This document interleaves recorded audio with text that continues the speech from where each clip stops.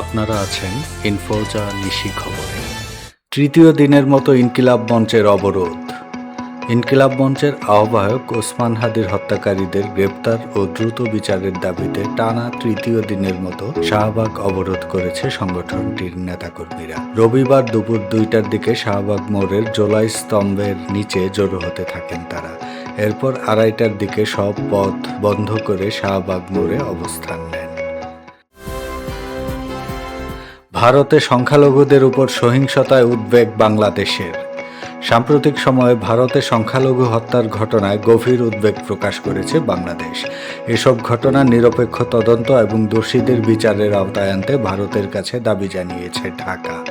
রবিবার পররাষ্ট্র মন্ত্রণালয়ের মুখপাত্র এস.এম. মাহবুবুল আলম বলেন, ভারতে মুসলিম, খ্রিস্টান সহ বিভিন্ন সংখ্যালঘুর বিরুদ্ধে সংঘটিত নৃশংস হত্যাকাণ্ড, গণপিটুনি, নির্বিচার আটক ও ধর্মীয় অনুষ্ঠানে বাধার ঘটনা গভীর উদ্বেগের বিষয়।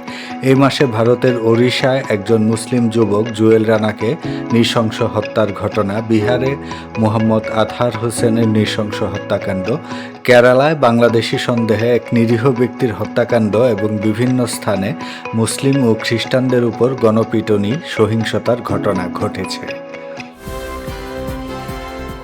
ভর্তি পরীক্ষার জন্য মহাসমাবেশ স্থগিত করেছে জামায়াত।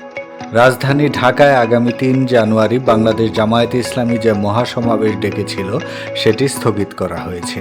রবিবার জামায়াতে ইসলামীর সেক্রেটারি জেনারেল ও সাবেক এমপি মিয়া গোলাম পরোয়ার এক বিবৃতিতে বলেন, আগামী 3 জানুয়ারি দেশের 9টি কৃষি ও কৃষি প্রাধান্য বিশ্ববিদ্যালয়ের 2025-26 শিক্ষাবর্ষের স্নাতক প্রথম বর্ষের ভর্তি পরীক্ষা থাকায় বাংলাদেশ জামায়াতে ইসলামীর পূর্ব ঘোষিত 3 জানুয়ারির মহাসমাবেশ স্থগিত ঘোষণা করা হলো।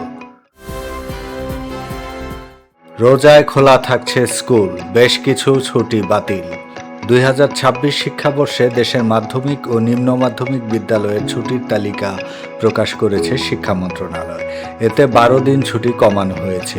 শবে মেরাজ, জন্মাষ্টমী, আশুরা সহ বেশ কয়েকটি বিশেষ দিনের ছুটি বাতিল করা হয়েছে। পাশাপাশি পবিত্র রমজান মাসের প্রায় পুরোটা সময় স্কুল খোলা রাখা হবে। আম জনতার দলে হিরো আলম।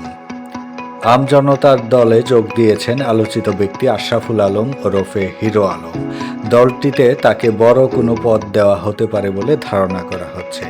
রবিবার হিরো আলমও এমন তথ্য গণমাধ্যমকে নিশ্চিত করেছেন। আপনারা ছিলেন ইনফোজা নিশি খবরে।